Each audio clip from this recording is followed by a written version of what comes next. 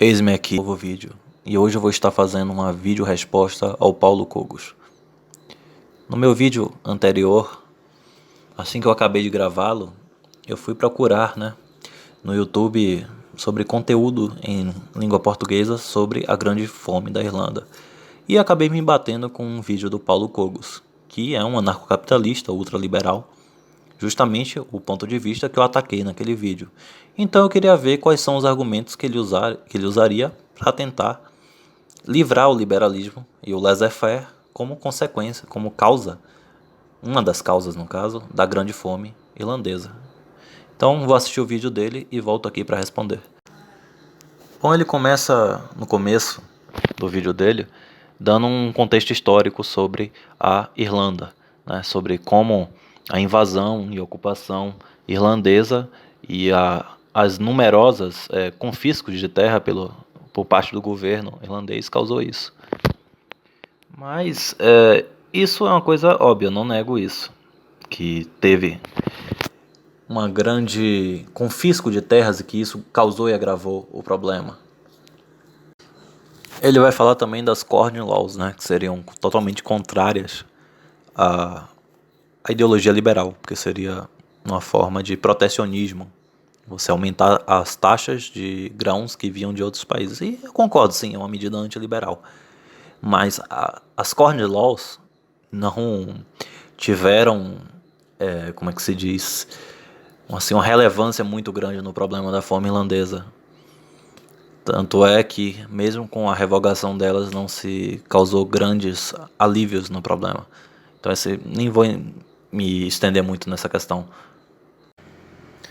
Há exatos 9 minutos do vídeo dele, ele fala que as famílias irlandesas possuíam pequeníssimos lotes de terra. Só que ele não justifica o porquê isso. Ele meio que deixa dizer que simplesmente é o que eram deles. Ele não entra na questão que foi abordada no outro vídeo, da questão dos inquilinos, deles serem inquilinos, deles terem que pagar aluguéis para terceiros, porque a cobrança de aluguel era terceirizada, e esses terceiros que administravam a terra, e que na verdade muitos dos donos de terra não eram só ingleses, eram também irlandeses que moravam na Inglaterra, que foram morar na Inglaterra. Isso lembra até um pouco do filme de William Wallace, com o ator Mel Gibson, Coração Valente. Isso lembra um pouco aquele filme, e também é um filme baseado na história real, da Escócia, outro lugar que foi tomado pela Inglaterra. Você vê no filme que grande parte da nobreza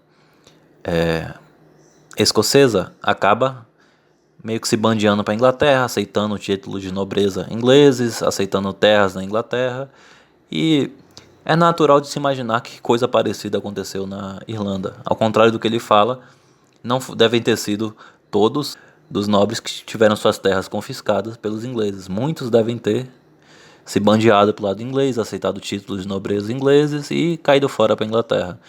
E isso gerou essa questão da concentração de terras, que nós dois concordamos, mas uma questão de aluguel, uma questão de ausência de legislação, de intervenção estatal, de, regulamentação estatal na questão dos inquilinos e dos proprietários. Acho engraçado que ele tenta colocar totalmente a culpa nos ingleses. É claro, os ingleses conquistaram. Se o governo lá fosse escocês o que, meu Deus? Fosse irlandês, a coisa provavelmente teria sido diferente. A não ser que eles agissem que nem liberais fanáticos malucos. Mas a questão não é essa. Também tinham uma grande quantidade de nobres irlandeses, e não só nobres como ricos, que moravam na Inglaterra e recebiam os aluguéis, eram os detentores das terras, mas terceirizavam. Tudo que vocês já estão careca de saber se assistiram ao meu outro vídeo. Ele como católico, ele tenta jogar toda a culpa no protestantismo, mas vale lembrar que o dinheiro, ele não tem religião, e se você tem amor ao dinheiro, é uma coisa que Jesus já disse, você está mais preocupado com ele do que com religião. Ou seja, deve ter tido muito proprietário de terra católico que morava na Inglaterra, que era irlandês e não inglês, e que fazia parte desse esquema. Porque a gente tem que olhar que o resultado final não vem de atitudes individuais, que nem acham os liberais. vem através de uma atitude coletiva. Você pode até ser um bom proprietário de terra, você pode até ser um proprietário de terra justo, mas se a cultura é injusta, você vai dizer, porra, pra que tanto trabalho em administrar essa terra? Eu vou terceirizar isso, eu vou contratar uma empresa, vai me dar menos dor de cabeça. E aí você faz vista grossa ao fato de que essa empresa está basicamente explorando todo mundo. Explorando todo mundo, fazendo miséria, fazendo desgrama. Tudo que você se importa é que teu dinheiro tá lá na conta todo mês. Ou sei lá, toda semana, todo ano, não sei como é que funcionava lá. A questão é essa. Essa é a lógica liberal. Novamente aqui eu tô no exato minuto 10:46, ele está querendo culpar toda a aristocracia inglesa, e dizendo, ele até diz que a democracia foi pior do que o absolutismo. Mas ele nega uma coisa, no sistema liberal que a gente está vivendo,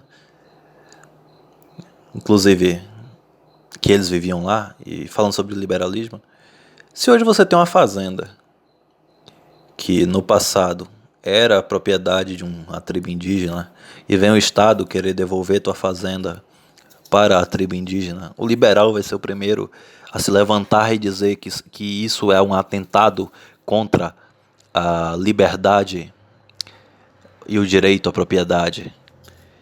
Então, da mesma forma, um proprietário inglês de terras irlandesas, se tentassem devolver a terra para eles, ele provavelmente os liberais sairiam em favor dele, dizendo não, devolver a terra dele para os irlandeses é um atentado contra a propriedade privada. E uma coisa que é meio óbvia, não era uma questão só de Inglaterra e Irlanda. Não era, tanto é que depois dessa grande fome e depois, é claro, de muita luta por parte dos irlandeses, teve a chamada Liga da Terra, houve uma grande facilitação do governo inglês para que os irlandeses se tornassem proprietários de terra. Engraçado, o Paulo Cogos ele sempre quer distorcer a dicotomia entre um problema de classe como um problema religioso e nacional, ou seja, inglês contra irlandês, católico contra protestante, e não o inquilino contra o intermediário e o dono da terra. Não é que eu estou dizendo aqui luta de classe nem nada dessa palhaçada, mas um conflito entre classes, uma divergência de interesse entre classes. Ele sempre quer afastar disso para culpar a Inglaterra e tudo mais. Mas vamos mostrar aqui como isso não faz sentido. A Irlanda, até depois da Primeira Guerra Mundial, não se tornaria independente. Ou seja, continuaria sobre o jugo da Inglaterra protestante. No entanto, já em 1870, você vê uma série de medidas por parte da Inglaterra para tentar consertar esse problema inglês. Inglês não, desculpe, irlandês. Já 5 anos depois, em 1885, inicia-se um processo de permitir que os arrendatários, ou seja, os locatários, comprassem suas propriedades, o que foi amplamente estendido após a Conferência de Terra de 1902. Uma dessas coisas, a liberal vai amar isso aqui. Permitiu a compra compulsória, ou seja, você vai ter que vender para o inquilino e acabou. E também permitiu a compra e divisão de terras não arrendadas que estavam sendo cultivadas diretamente pelos proprietários. Essas leis permitiram que os inquilinos, primeiro, obtivessem amplos direitos de propriedade sobre seus arrendamentos e, em seguida, comprassem suas terras de seus proprietários por meio de empréstimos do governo do Reino, aqui o governo malvadão protestante opressor e da Comissão de Terras. A lei de 1903 deu aos agricultores arrendatários irlandeses o direito de comprar, patrocinado pelo governo malvadão da Inglaterra, que ainda não estava disponível na própria Grã-Bretanha. Ou seja, eles pesou a consciência, ou seja, ou por consciência pesada, ou para evitar uma rebelião, para evitar uma independência que aconteceria em 1921, eles deram um direito aos irlandeses que nem mesmo eles tinham na Inglaterra. Ou seja, o que é isso aqui? É o governo intervindo, regulamentando, fazendo tudo que liberal não gosta, e esquecendo a mão invisível do mercado atrapalhando os acordos consensuais entre duas partes que então precisam de intervenção do Estado e toda aquela baboseira que é o que sempre é dito por um liberal, né? O patrão e o empregado não estão no mesmo nível para, vamos dizer assim, negociar em pé de igualdade.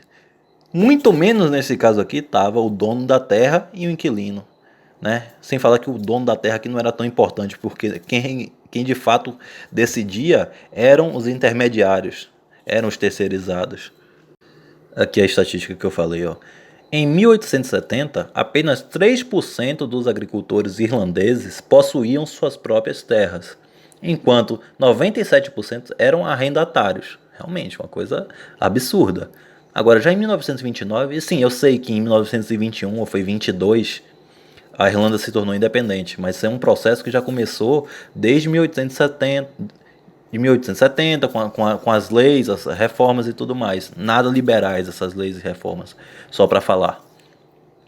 Já em 1929, essa proporção foi revertida. 97,4% dos agricultores mantendo suas fazendas em propriedade livre. Ou seja, se antes só 3% era dono e 97% não era, agora quase 98% virou dono e a minoria só que não era proprietário de terra. Você vê como, ignorando os problemas entre católicos e protestantes, entre irlandeses e ingleses, o problema foi resolvido. Por quê? Porque não era uma questão nacional, não era uma questão religiosa, era uma questão entre classes e de ideologia econômica. Se o laissez-faire tivesse ficado no poder, nunca isso aqui teria mudado. Nunca.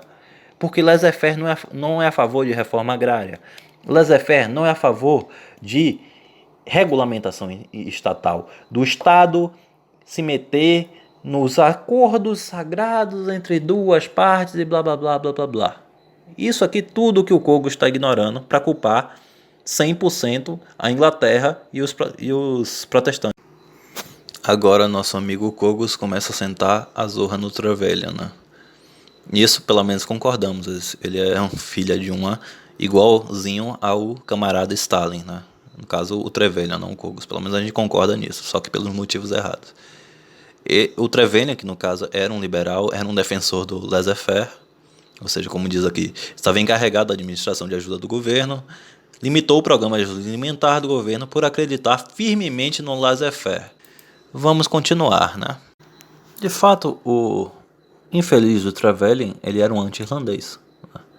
Mas reparem que o que fundamentou suas ações de fazer nada enquanto os irlandeses morriam de fome não foi vamos matar todos os irlandeses, mas sim nós não podemos intervir porque isso viola os princípios do laissez-faire.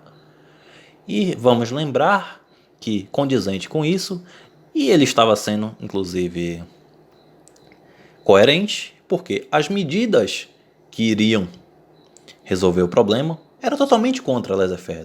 Demandavam uma forte intervenção do governo, fechamento de portos para exportação, abertura de portos para importação. Esse último ato não seria antiliberal, mas tudo demandava uma forte intervenção do Estado. Portanto, mesmo que ele odiasse os irlandeses, as medidas que ele fez e que tornaram ele um Stalin da vida foram baseadas em argumentações liberais do laissez-faire. Inclusive, vamos lembrar que, vou dizer uma citação aqui, o governo Whig liberal manteve o poder na Inglaterra com Trevelyan atuando como tesoureiro. Ou seja, quem é que botou o nosso amigo aqui, para não chamar de outra coisa, Trevelyan como tesoureiro? O governo Whig liberal.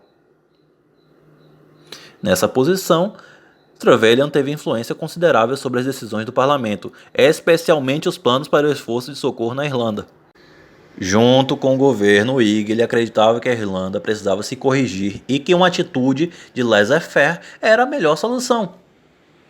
Ou seja, não tem como tirar a culpa do liberalismo. Outra citação. Embora os esforços feitos pelo Trevelyan não produzissem nenhum remédio permanente para a situação, ele acreditava que se o governo britânico desse à Irlanda tudo que era necessário para sobreviver, o povo irlandês passaria a confiar no governo britânico em vez de resolver seus próprios problemas. Aquela velha história do ser anti-assistencialismo. Deixa o povo resolver seus próprios problemas, se nós ajudarmos vão ficar preguiçosos e dependentes. Aí ele fala uma coisa aqui que para mim não tem verdade nenhuma, que o governo inglês, personificado na figura da rainha, tentou impedir que a caridade chegasse. Não é o que eu li, né? Existem várias mostras de que chegou caridade do mundo inteiro, inclusive do Império Otomano, muita dos Estados Unidos, alguns estados americanos que tinham uma população enorme de irlandeses doaram enormes somas para resolver o problema, mas é aquilo que eu já falei, caridade ameniza o problema, não resolve e nunca vai resolver. Ele fala também que a rainha da Inglaterra não queria deixar ninguém doar mais do que ela. Eu não li isso em lugar nenhum. A única coisa que eu li foi que o sultão do Império Otomano doou uma quantia maior do que a rainha. E aí, por conselho ou do seu conselheiro, né? Ou então, isso aí não se sabe, ou então pelo embaixador inglês, ele depois diminuiu para não ficar uma coisa meio que mal educada. Mas isso que ele está dizendo aqui, eu nunca vi em lugar nenhum. Se alguém quiser me mostrar uma fonte que diga o contrário, eu aceito.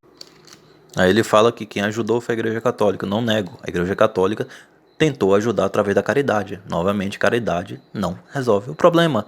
Não impediu que 1 milhão de pessoas até 2 milhões de pessoas morressem de fome.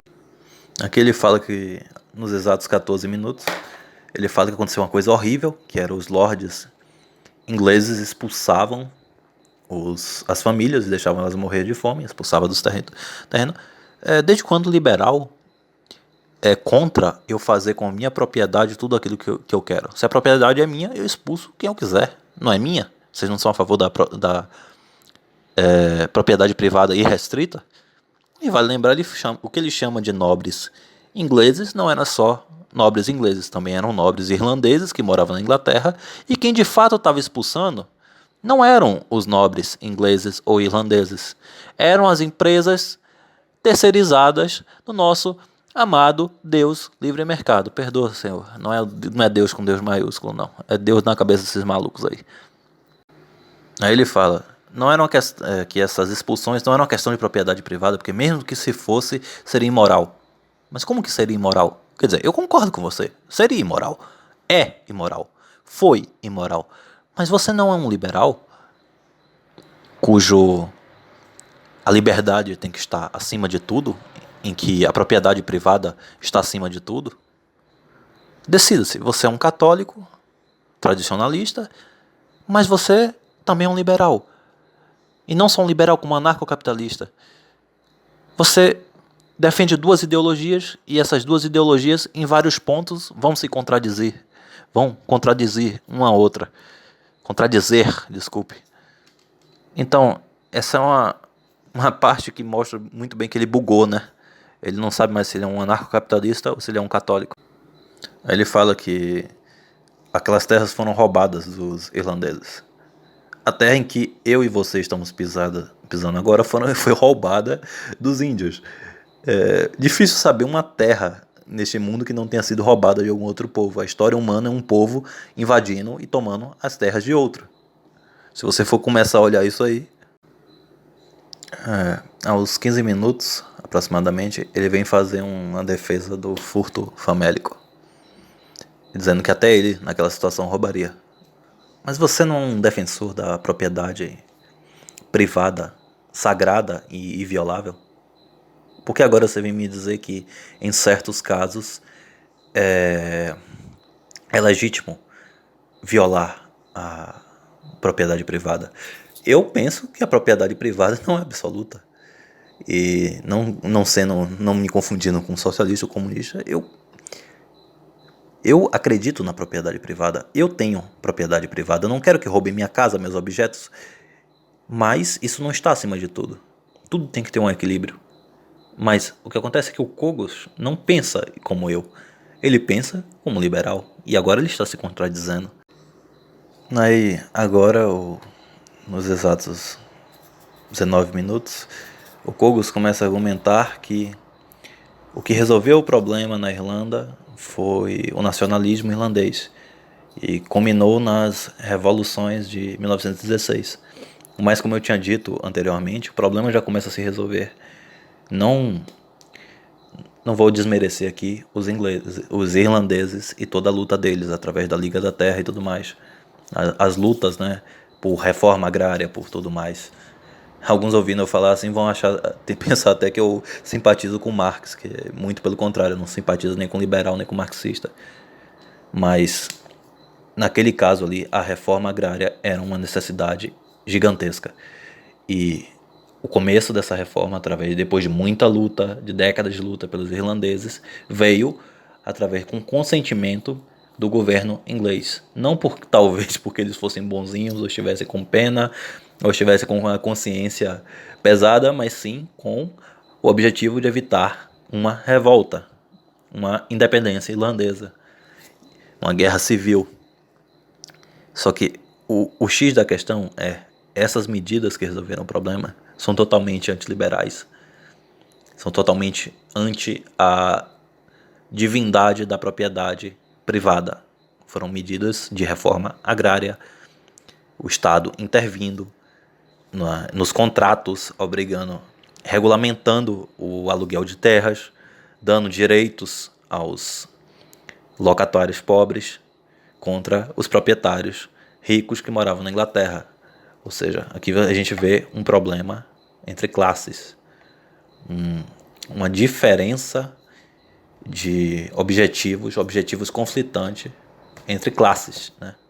Novamente, não sou marxista, não acredito em luta de classes, mas digo e repito, se você olhar para a história humana, se você olhar para os países, você disser que não há interesses conflitantes de classe, que não há conflitos de classe, você só pode dizer isso porque sofreu uma lavagem cerebral ideológica.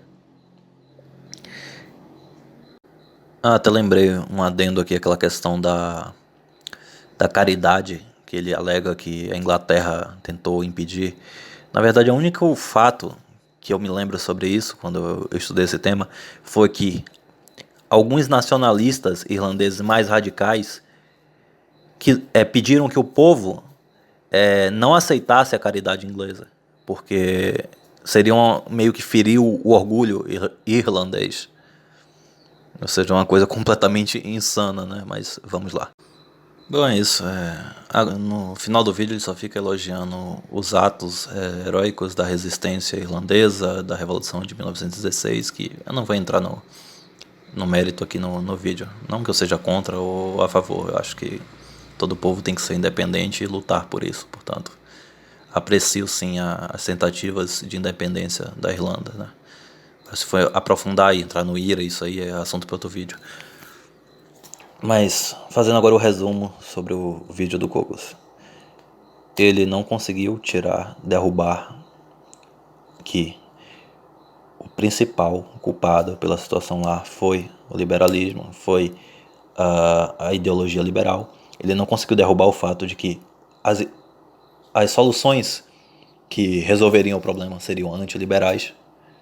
E ele não conseguiu sustentar a ótica dele, que era um conflito não entre classes, não causado pela ideologia liberal, mas sim um conflito entre países, entre irlandeses e ingleses, entre religiões, entre o catolicismo e o protestantismo. Ele não conseguiu, essa argumentação dele caiu por terra aqui no meu vídeo. Se você discorda, assista de novo. A última coisa, eu não citei nos outros vídeos, mas se você parar para pensar, o liberalismo ele é como se fosse... eu vou fazer isso aqui, é uma blasfêmia só eu falar isso aqui, mas é como se o liberalismo fosse João Batista e o socialismo fosse Jesus. Deus me perdoe pela blasfêmia que eu tô falando aqui. O liberalismo ele vem na frente para abrir o caminho para o socialismo, para o comunismo. Por quê? Porque o socialismo, como a gente vê nessa questão, desculpe, o liberalismo, ele cria uma série de problemas, ele cria uma série de distorções, ele cria uma disparidade tão grande entre classes que, basicamente, quando o socialismo chega, ele é recebido de braços abertos.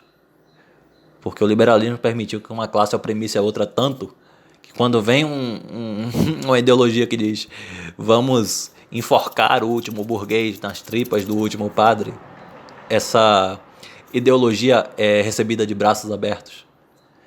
E não só o socialismo de Marx, entre aspas, mas qualquer coisa como a própria Revolução Francesa, que se você parar para pesquisar, você vê que a Revolução Francesa, no começo, é apoiada pela burguesia para vencer a aristocracia, a monarquia e a nobreza, mas depois sai do poder da burguesia e acaba destruindo-a.